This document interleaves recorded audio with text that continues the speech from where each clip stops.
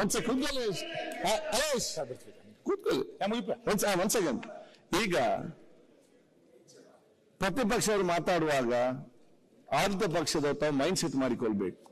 ನೀವೇನೇ ಉತ್ತಮವಾದ ಕೆಲಸ ಮಾಡಿದ್ರು ಕೂಡ ನಿಮ್ಮನ್ನು ಮೆಚ್ಚಲಿಕ್ಕೆ ಅವರು ಬರುವುದಿಲ್ಲ, ಅದು ಹೋಗುವುದಿಲ್ಲ.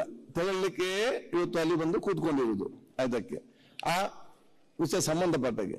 ಸೊ ವಿಚಾರ ಒಂದು ಸಂದರ್ಭದಲ್ಲಿ ನಮ್ಗೇನಾಗಿದೆ, ಇನ್ನು ಇವರು ಮಾತಾಡ್ಲಿಕ್ಕಿದೆ, ಈ ಕಡೆ ಮಾತಾಡ್ಲಿಕ್ಕಿದೆ, ಅಲ್ಲಿ ಕೂಡ ಮಾತಾಡ್ಲಿಕ್ಕಿದೆ, ಇನ್ನು ಬಿಲ್ ಪಾಸ್ ಆಗ್ಲಿಕ್ಕಿದೆ.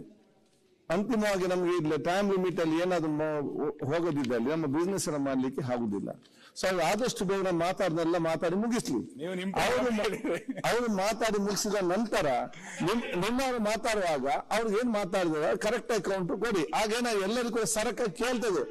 ಈಗ ಪ್ರಶ್ನೆ ಏನಂತ ಹೇಳಿದ್ರೆ, ಈ ಕಡೆ 4 ಜನ ಮಾತಾಡ್ತೀರಿ, ನೀವು ಇಲ್ಲಿಂದ 5 ಜನದ್ದು ಮಾತಾಡ್ತೀರಿ. ಯಾರು ಏನೇನು ಮಾತು, ಬರೇ ಕೈ ಕಾಲಲ್ಲಿ ಆಕ್ಷನ್ ಒಂದು ಕಾಣುದಲ್ಲದೆ ಬೇರೆ ಏನು ಗೊತ್ತಾಗ ಮತ್ತೆ ನಿಮ್ಗೆ ಅಂತೇಳಿ ಮಾತಾಡಿ ಯಾರು ಪೇಪರ್ ಬರೋದೂ ಇಲ್ಲ, ಯಾರು ನೋಡುದೂ ಇಲ್ಲ, ಯಾರಿಗೇನು ಮಾತಾಡ ಗೊತ್ತೂ ಇಲ್ಲ.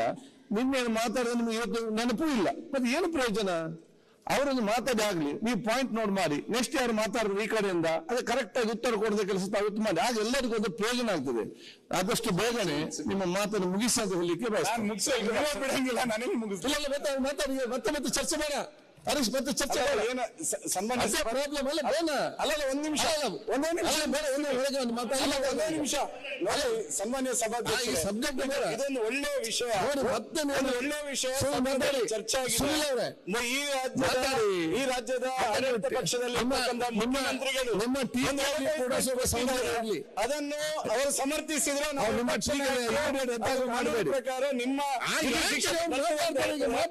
ದೃಷ್ಟಿಯಿಂದ ನೀವೊಂದು ರೂಲಿಂಗ್ ಕೊಡಿ, ಒಂದು ಇತಿಹಾಸ ನಿಮ್ಮ ಪೀಠದಿಂದ ಬರಲಿ.